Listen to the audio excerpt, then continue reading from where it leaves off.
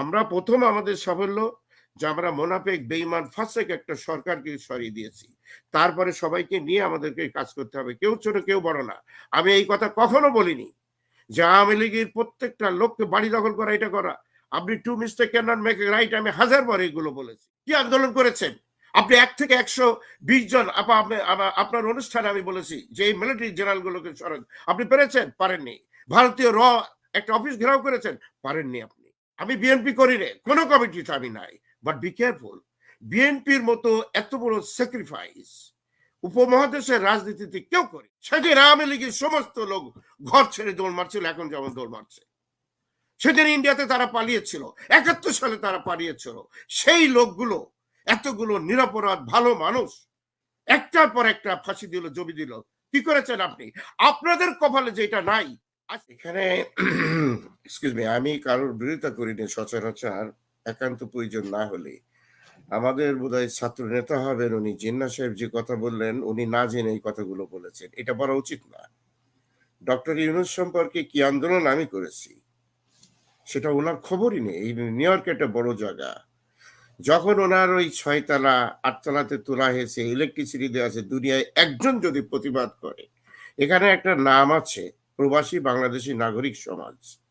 গতকালকেও রাত 11টা পর্যন্ত আমি একটা মিটিং করেছি, খালেদ মহিউদ্দিন নাম করে একজন বদমাইশ 3য় শ্রেণীর বুদ্ধিজীবী ইয়ে থেকে, জার্মান থেকে নিউ ইয়র্ক এসে আবির্ভূত হয়েছে। উনি বলেছেন, আপনারা অলরেডি দেখবেন টেলিভিশনে সব জায়গায় ভাইরাল হয়েছে তার কথাটা। উনি তো একজন জনপ্রিয় মানে উপস্থাপক বা আই ডোন্ট কেয়ার। উনি যে একজন পতিত ব্যক্তিদের সালমান রহমানের পালিত পুত্র, এটা আমরা তার টকশোতেই জানি। একটা মিথ্যা হাউ কাউ করে কথাবার্তা বলেন, লোক বলার আগেই বলেন যে আমার বোঝা হয়ে গেছে, আপনি সব করেছেন। শোনেন, এই লোকটা গত পরশুদিন একটা সভায় নিউ ইয়র্কে বলেছেন যে ডক্টর ইউনূসের এই নোবেল প্রাইজের কোনো মূল্য নেই, এটা যে কোনো লোক পেতে পারে। শব্দটা বাংলা ব্যবহার করছে সে যেটা পেয়েছে। দেখেন, জনপ্রিয় টক শো আর পতিতাবৃত্তি করার ভিতরে অনেক পার্থক্য আছে, কিন্তু যদি আপনি ভালো হন। এই লোকটা উচ্চারণ করেছে শব্দটা সে যে নোবেল প্রাইজের কোনো মূল্য নাই।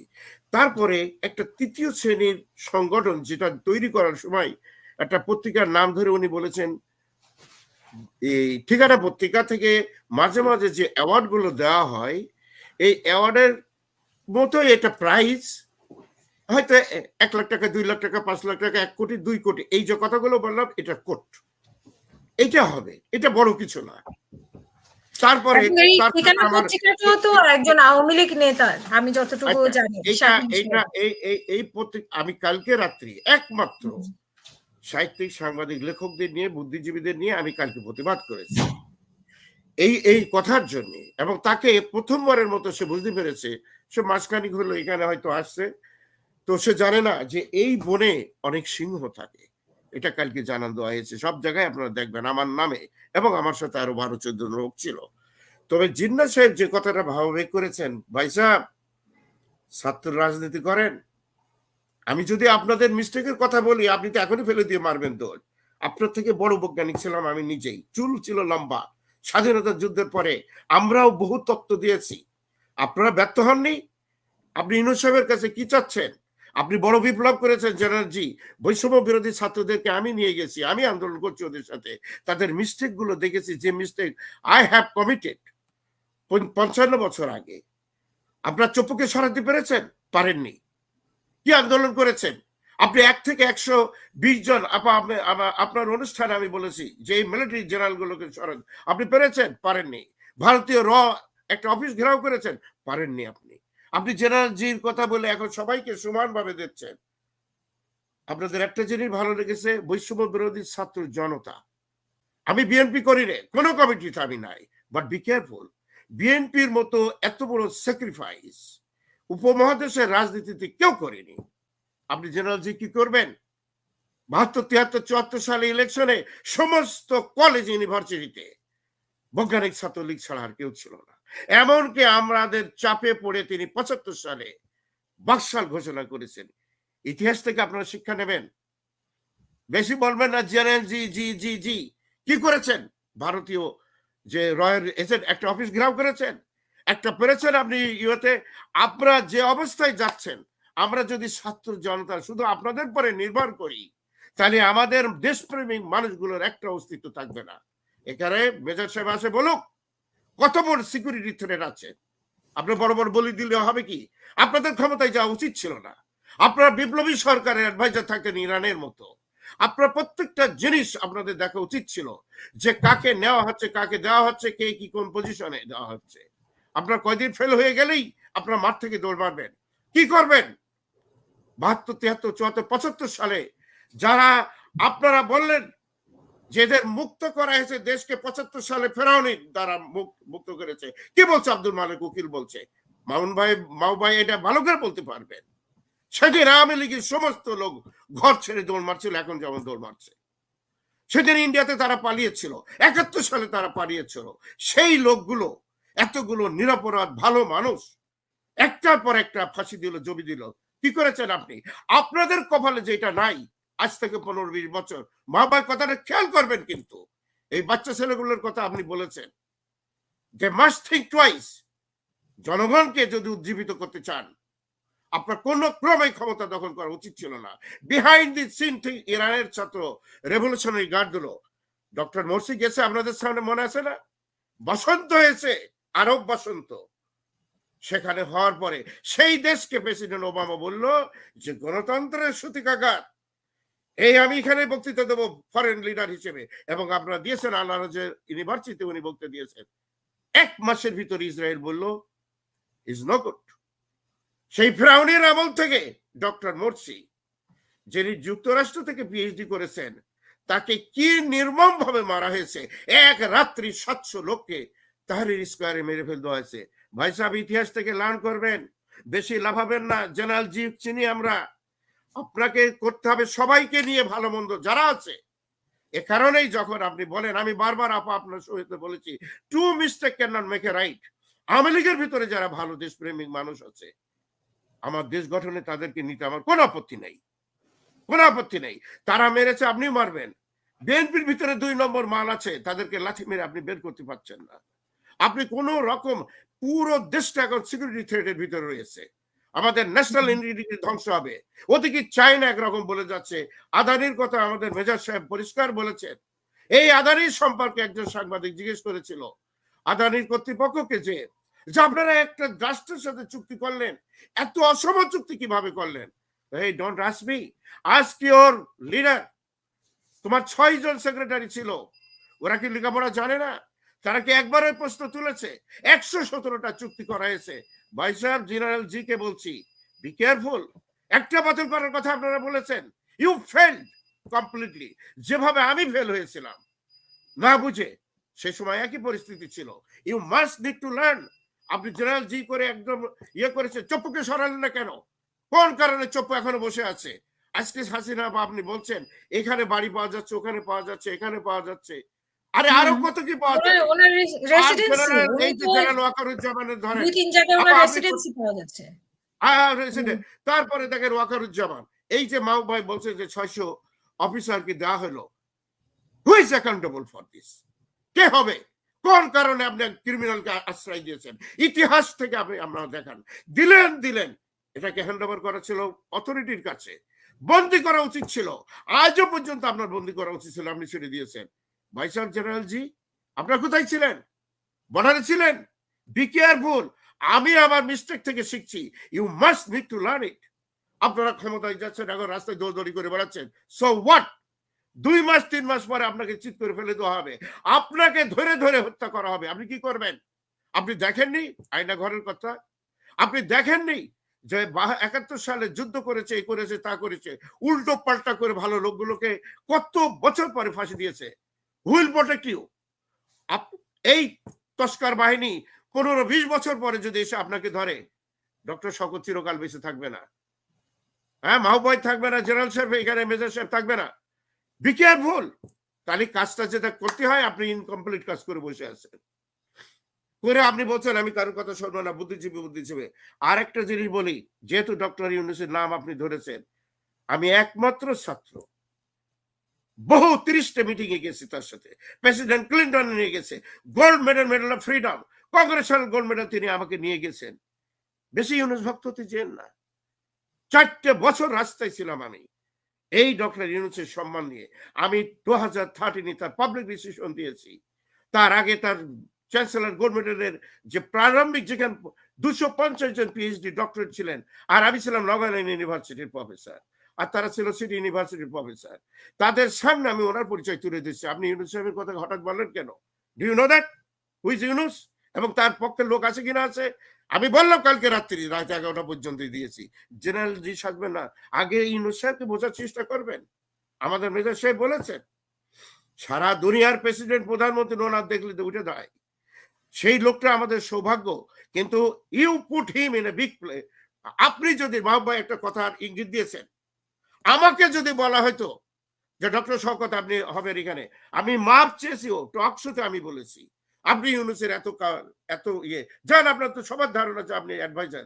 আরে উনি যদি বলে শওকত তুমি এই কাজটা করো, দ্যাট উইল বি ডান। আমার অ্যাডভাইজার হওয়ার দরকার আছে? আমি বলেছি আপনার সাথে বহুবার যে যারা এখান থেকে যে তুষামতি করবে বিনা পয়সায় করতে হবে, ফিস সাবিলিল্লাহ। আপনার এখানে বাড়ি গাড়ি অনেক কিছু করেছেন, রাষ্ট্রের একটা পয়সা আপনি নিতে পারবেন না। আপনি বুদ্ধিজীবী হবেন, এটাও করবেন ওটাও করবেন, এটা হয় না। সো ডক্টর ইউনূসের প্রোটেকশনের জন্য আমরা এখানে কনসার্ট জেলার থেকে শুরু করে সবাই তার সম্বোধনা যাতে সুন্দর হয়। ফর দি ফার্স্ট টাইম তিনি এখানে আসছেন, এই নিয়ে কি পরিমাণ লড়াই করতে হচ্ছে আপনি যে এটা এটা আমি বললাম আমি ভেরি সরি, এটা প্রসঙ্গ ছিল না। কিন্তু উনি যখন না জেনে এসব কথাবার্তা বলেন, এটা বলা উচিত না টক শোতে এসে। আপনি জেনারেল জি হয়েছে কি হয়েছে? What will be my future after 20 years? What will be your future? Mahbub ভাই চিন্তা ভাবনা করে কথা বলবেন। আজকে আজ দিস পিপল ছাত্র জনতা আসছে আন্দোলন বিপ্লব আমি করিনি। এত বড় চুল ছিল, ঢেলা পায়জামা ছিল, উল্টো পাল্টা কথা বলতাম, আর না বুঝে 23-24 বছর বয়সে বৈজ্ঞানিক সমাজতন্ত্রের ব্যাখ্যা আমরা দিয়েছি। আপনারা দয়া করে এত বেশি উচ্ছ্বসিত হবেন না। যে সমস্যাটা আছে চোপড়ে কালকে ঘেরাও করেন, জেনারেল 1 থেকে 120 পর্যন্ত সরেন। হাসিনা দিইনি, শেখ হাসিনা আসার পরে 150 অফিসারকে সরাইনি। মাহবুব ভাই বলো অফিসারকে এখন একজন অফিসার বসে আছে। আপনি সব বসে আছে। আপনি জেনারেল জি আপনার মতো বসে আছেন, আর ওখানে ওয়াকারুজ্জামান তার মতো বসে আছে। এভাবে দেশ চলে? যান কালকে যান, চোপড়ে সরান আগে একজন বিচারপতিকে বানান, মাহবুব ভাইরে বানিয়ে দেন, রাস্তা থেকে ধরে নিয়ে আসেন। What is the problem? General ji আপনি বড় আন্দোলন করে বসে আছেন 17 বছর বয়সে। এই যে কাজ দেখেছেন, চাইনিজ রাইফেল পাকিস্তান আমল থেকে নিয়েছে, নিজেকে বিরাট হিরো মনে করেছি, গুতো খেয়ে ফেলে সব দিয়ে বিদেশে সেখানে আমরা বসে আছি টকশো করছি। ঠিক আছে, সুতরাং টকশো নিয়ে কথা বলার সময় ওনাকে হুঁচিয়ে হওয়া বলতে হবে। আমরা উজ্জীবিত করেছি, এটা আপনাদের আন্দোলন ছিল না, আপনারা আমাদের কথাই। আমি যা বলেছি তাই দেখছি ঢাকা বিশ্ববিদ্যালয়ের বহু প্রফেসর সেটাকে উদ্ধৃত করেছে। আমি থ্যাঙ্কস আগেই দিয়েছি হাসিনা আপা, লড়াইয়ের বহু রকম সময় এখানে যে আন্দোলনের সাথে তো বিএনপি জামাত ছিল, কন্ট্রিবিউশন নাই। আমি বলেছি সর্বসকলে 30 জন লোক, আপনি পিরাকি বলেন, তাসলিম খলিল বলেন, তারপরে যত লোক আছে আমরা পুরো দেশটাকে হাসিনার মুখোশ উন্মোচন করে চলেছি। কন্ট্রিবিউশন আপনি নিজের মতো নেবেন না, সবাইকে নিয়ে বড় হবেন, কাউকে ছোট করবেন না, কাউকে খাটো করবেন না, অল্প বয়সে বেশি লাফাতি নাই। ঠিক আছে, আপনার মতো লাফালাফি আমি করছি। সেদিন বৈষম্য বিরোধী ছাত্রদেরও বলেছি যে বেশি ভাব নিয়েন না ভাই, আপনি কিচ্ছু দেখেননি, আপনাকে ফাঁসি দেবে না এমন কোনো গ্যারান্টি আমি আপনাকে দিতে পারবো না। মাহবুব ভাই আইনি লোক বলুক। সুতরাং এই ছাত্রদেরকে শিক্ষা দেওয়া উচিত। তুমি হাতে লাঠি নিয়ে ঘুরে বেড়াচ্ছ, এখন জরুরিভাবে দরকার প্রত্যেকটা ইউনিভার্সিটিতে, প্রত্যেকটা school college university defence training দেওয়া। তুমি যদি লড়াই করতে চাই এটা করা উচিত। পুলিশ মিলিটারি সব জায়গায় এই আমাদের বৈষম্য বিরোধী ছাত্র যারা ভালো কিছু কোয়ালিফিকেশন সেখানে ঢোকার, এখন ইমিডিয়েটলি তোমরা পেরেছো, কিচ্ছু করতে পারোনি। সুতরাং এই যে অসমাপ্ত একটা বিপ্লব নিয়ে বেশি লাফালাফি করে এটা করেছে, সব বুদ্ধি সমান না। সুতরাং আমাদেরকে চিন্তা ভাবনা করে কথা বলতে হবে। যে জিনিসটা আমরা করছি আশা করি এই জিনিসগুলো আমরা কমপ্লিট করতে পারবো। আমরা প্রথম আমাদের সাফল্য যে আমরা মোনাফেক বেঈমান ফাসেক একটা সরকারকে সরিয়ে দিয়েছি, তারপরে সবাইকে নিয়ে আমাদেরকে কাজ করতে হবে, কেউ ছোট কেউ বড় না। আমি এই কথা কখনো বলিনি যে আওয়ামী লীগের প্রত্যেকটা লোককে বাড়ি দখল করা এটা করা। আপনি two mistake can not make a right, আমি 1000 বার এগুলো বলেছি। যারা ভালো তাদেরকে আপনাকে নিতে হবে, যে কোনো দলমত। প্রথম কথা আপনাকে দেশ ভালোবাসতে হবে, প্রথম কথা। আপনি দেশকে ভালো না বেসে নিজের আখেরাত গোছানোর জন্য আসেন, then it is a big mistake. সুতরাং আমি আর বেশি কথা বাড়াবো না। আমি মনে করি যে এই দেশটাকে ভালোবাসতে হবে এবং সবাই মিলে চিন্তা করতে হবে। আপনি ভারতের থ্রেট এখনো করতে পারেন, জেনারেল জি হয়ে বসে আছেন, কি হয়েছে? ছাত্ররা করেছিল, এই ইন্টারনেট করেছিল, আরব বসন্ত, এরাই করেছিল আপনার তাহেরি স্কোয়ার। কোথায় গেল? অনেক ধন্যবাদ। কোথায় গেছে তারা? ডক্টর শওকত আলী। সুতরাং you learn from our mistake. সুতরাং চিন্তা ভাবনা করে কথা বলবেন। মাহবুব ভাই যে কথাগুলো বলছে শুনতে হবে, আমাদের জেনারেল সাহেব যেটা, মেজর সাহেব যেটা বলছে শুনতে হবে। আমরা যা বলছি শুনেন, উজ্জীবিত হন, learn from the mistake that we committed at least 50 years ago. Mahbub ভাই আপনি বলেন, চিন্তা করেছেন 71 সালে কি হবে? 75 সালে চিন্তা করছেন যে ফারুককে এইভাবে ফাঁসি দেওয়া হবে? সমস্ত লোক তারে শত্রু বললো, একদিন তাকে নিয়ে রাস্তায় নামছে লোকে, ফারুক রশিদ এইটা সেটা। আজকে একটা লোকেও বাড়ি থাকতে পারে না। How could I give you guarantee যে তোমার অবস্থা 25 বছর পরে এটা না হবে? এরা তো সেই একই দল। ঠিক শেখ সাহেব যেমন একজন জেনারেল বলেছেন, স্যার আপনি পালিয়ে যান, লাফিয়ে পড়েন, আর এই জেনারেল বললো, হাসিনা তোমার 45 মিনিট সময় আছে, চলে যাও। বাপ মেয়ের এই ধরনের যুগ। আমি মাঝে মাঝে হাসি যে what the Heck is this, যে বাপও যেভাবে গেল, মেয়েও গেল, 45 মিনিটের ব্যবধানে কালি ওর কল্লাটা চলে গেল না। কত mistake, they did not learn from their mistake. ধন্যবাদ ডক্টর শওকত আলী। আমাদের এটা চিন্তা ভাবনা করে কথা বলতে হবে। আমাদের কাজগুলো অনেক। হাসিনা বা মেনি থ্যাঙ্কস। আমি একটু চলে যাব। আমাদেরকে আরো আপনি নিয়ে আসবেন what will B the future, এবং আমরা কি মিস্টেকের ভিতর দিয়ে যাচ্ছি এগুলো ইঙ্গিত করার প্রয়োজন রয়েছে। আলোচনা করার দরকার আছে। আমরা তো চাই যে দেশটা ভালো হোক, সেটা নিয়ে সবার আলোচনা করতে হবে। না, অসংখ্য তবে এই ধন্যবাদ। ধরনের কথা আপনি কখনো এন্টারটেইন করবেন না আপা। যে টক শোতে যারা এসে বুদ্ধিজীবী দেখা, এটা করে সেটা করে, তুমি কি করো? I have to know. আমি বলেছি দ্বিতীয় স্বাধীনতা, তার মানে একটা স্বাধীনতায় আমার অংশগ্রহণ ছিল। তোমার কোনো অধিকার নেই আমাকে খাটো করা। I was 17 years old. আমি অস্ত্র নিয়েছি, আমি লড়াই করেছি, আমি বেঁচে আছি, সেই জন্যই তোমাদের সাথে কথা বলছি। কখনো কাউকে ইগনোর করে কথা বলা উচিত না। মাহবুব ভাই একজন সংবিধানের লোক, তিনি একটা কথা বললে আমি শুনবো না? আমি অর্থনীতি না, আমি খুবই দুঃখিত আপনিও ডক্টর বলবেন শওকত যে আলী, দেখেন, যদি আপনাকে আমি ঠিক বুঝতে পারিনি যে আপনাদের এগুলো দায়িত্ব আসলে কি আপনাকে হয়েছে? নিয়ে বলেছি কিনা। আমি স্টুডেন্ট লিডার ছিলাম, ইলেক্টেড। উনি হয়তো ওভারঅল বলেছেন, আপনাকে নিয়ে হয়তো বলেননি কেউ না কিছু। উনি হয়তো না, ওভারঅল ইন বলেছেন। জেনারেল বললেও কথা বলার ভিতরে শালীনতা থাকতে হবে। যে টক শোতে আসে কি জন্য? ফুটনি। আপনি নিউ ইয়র্কের যে কোনো লোকে জিজ্ঞেস করেন, যুক্তরাষ্ট্রে জিজ্ঞেস করেন, দুনিয়াতে জিজ্ঞেস করেন, আমরা ফুটনির জন্য এখানে আসি নাকি? আমার কোনো প্রয়োজন আছে? আমি তো বাড়ি গেলে 15 বছর দেশে যাইনি। আমি যে রিক্স নিয়ে কথা বলে আমার তো গলা ধরে শেষ করে দিত অনেক আগে হাসিনা আপা। কোথায় থাকতে তুমি? কত লোক গেছে, 1000 লোক শহীদ হয়ে গেছে। কয়জনের খবর তোমরাই নিয়েছো? কি করেছো তাদের ফ্যামিলির জন্য? আমরা সেই কথাগুলো বলি। যারা কিছু বলতে পারে না, যাদের সুযোগ নাই, আমরা সেই কথাগুলো তুলে ধরি এবং এখান থেকে আমরা পরস্পর শিক্ষা করি। কোনো বাহাদুরি বুদ্ধিজীবীর জন্য বলি না। এই ছেলে যা বলেছে ইজ মিস্টেক। না, শেষ এই ধরনের কথাবার্তা আমরা এন্টারটেইন করি না। আপনি কারণ টক বিরুদ্ধে শোতে না। এসে বেশ হ্যাঁ। ভয়েস না, রেখেছেন, ভয়েস রেজ আপনি করেছেন। জেনারেল জি হয়েছে কি হয়েছে? আমি জেনারেল জি প্রত্যেকটা সেমিস্টারে নতুন জেনারেল জি কে নিয়ে আসি এবং তাদেরকে পড়িয়ে থাকি। General ji so what? আমি যে কথাগুলো বললাম, you already committed mistake and you are yourself very vulnerable. 25 বছর বয়স তোমার পরে যে তোমার বিচার হবে না, ফাঁসি দেবে না, কোন গ্যারান্টি আছে? মা ভাই চিন্তা করবেন বিষয়গুলো। উই হ্যাভ গান থ্রু। সুতরাং বলতে হলে চিন্তা ভালো করে বলবো, উই আর অল টুগেদার। ঠিক আছে? Thank you. আমি একটু অসংখ্য ইমোশনাল হয়ে ধন্যবাদ। গেছিলাম কথা।